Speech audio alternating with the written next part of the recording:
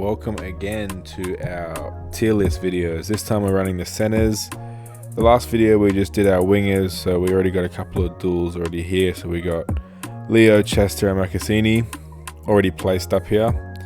Just going to run through 12 of the most owned centers of the week and predict what score I reckon they're going to get this week based off matchup and form.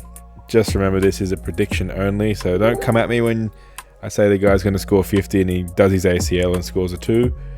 Without further ado, let's get into it. So first up, Casey McLean. He's up against the Sharks this week, and last week had an absolute stinker. A 21 with a try, 20% owned. Can he bounce back from the 21?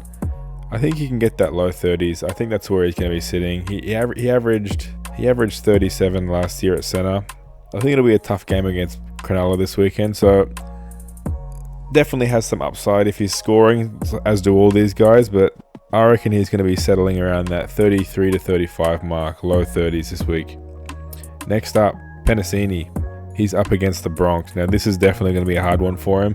Poor Penasini has a really hard draw at the start, so you can't blame him for going a bit lower in some of these games.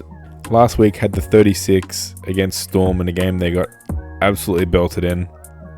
6 tackle busts, big run meters, 2 line breaks, and a bunch of negatives as well. So I think it's very likely he has a bigger game this week. I would put him around about that 40 mark this week. I think he can hit.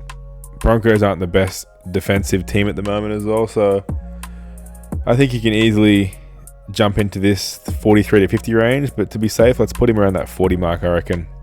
Alamotti, another one of the Penrith winger and centers that scored really badly last week in a winning team. 25 in the 80 minutes, no attacking stats, low meters, not a lot of negs either.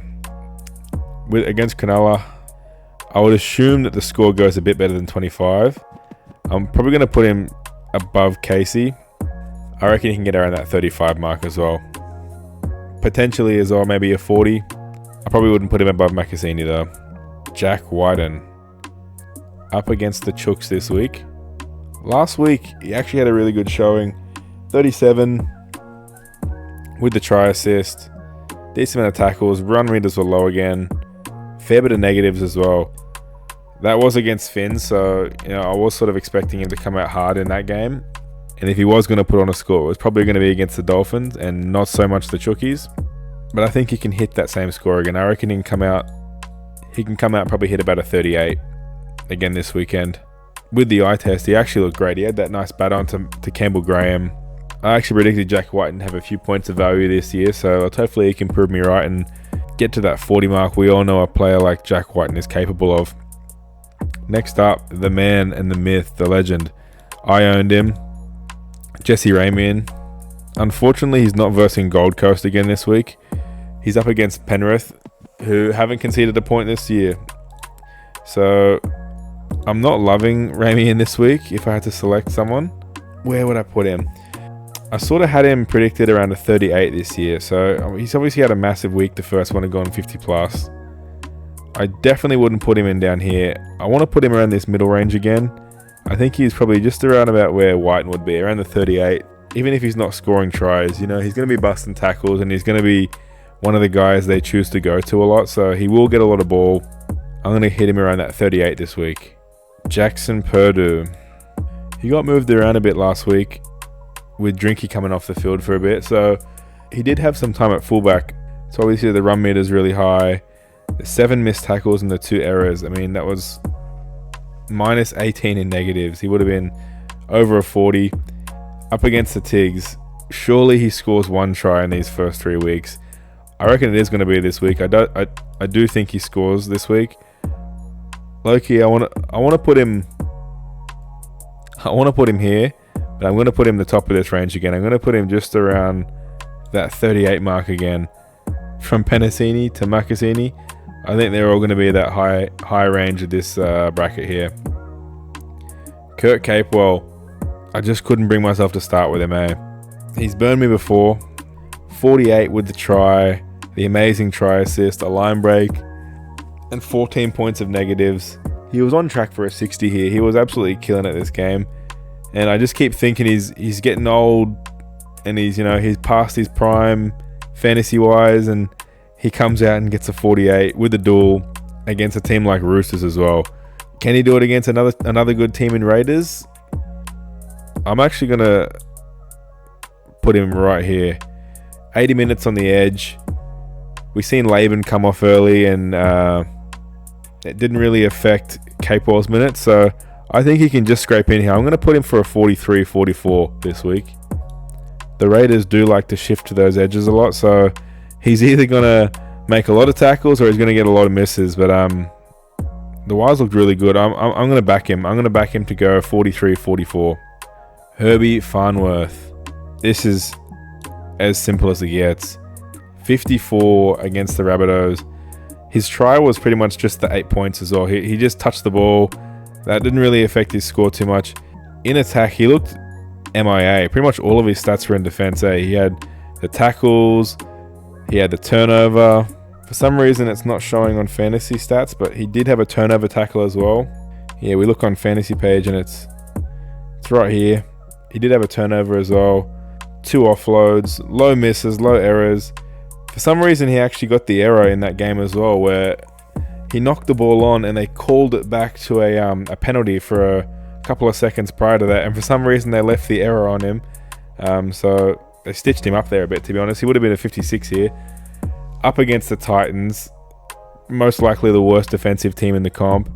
Herbie, I'm scared not to own him this week, eh? He's going to absolutely carve it up. I reckon I'm going to go 60 plus for Herbie this week. He'll be easily the best scoring center of the round, for sure. Next up, we've got Stags. Quite a low score for Stags. 27 in a game where he had 0 attacking stats. 100 meters on the dot. 2 offloads, a tackle bust, and some 16 tackles. A lot easier competition this week, though. He's gone from playing Penrith to Para. I reckon a lot of these Broncos, wingers, centers, fullbacks, they're all going to have a field day this weekend. I reckon I chuck him just above Capewell, around about that 43-44 mark for Stags. Maybe even above Chester. Let's go 45.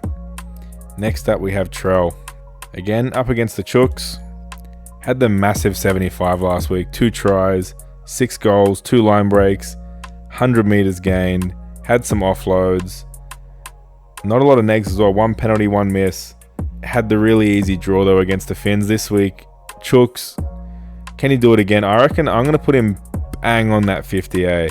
I reckon, let's say 51 just to get him in that S tier. But yeah, I reckon these 2 guys are it. These 2 guys will be the best centers this weekend. Without Kiraz there. KL Iro. Just like Ramian up against Riff. He had quite a low score considering his averages are a lot better than that. He didn't really look too involved, eh? No attacking stats, 0 tackle busts, and a couple of misses. He was pretty much just tackling and meters, that was it. I reckon he does have a bit of a bounce back from that 34. I want to put him to around about that similar mark to Ramian. I probably reckon he goes around that 40 mark this week. And last but not least, Bradman Best. Another one of these high-profile centers that had a bit of a shocker last week against quite an easy draw as well in the Cowboys. This week they got Manly. I think it's another pretty soft draw for them. I think Newcastle can win this game. Will Bradman Best bounce back? He had the try as well last week and it still didn't really help his score too much. I want to put him at that low 30s again. I'm going to put him just below Makasini. Yeah, that looks right. Just below Alamotti. Alright lads, there we have it. I'm honestly not happy with myself that I'm putting Capewell above players like Iro and Ramian. But how many times can I bet against the guy? If you think I've got it wrong or you disagree with any of these picks, let me know down below. Let me know how you would put it. And I'll see you guys in the next one. Peace.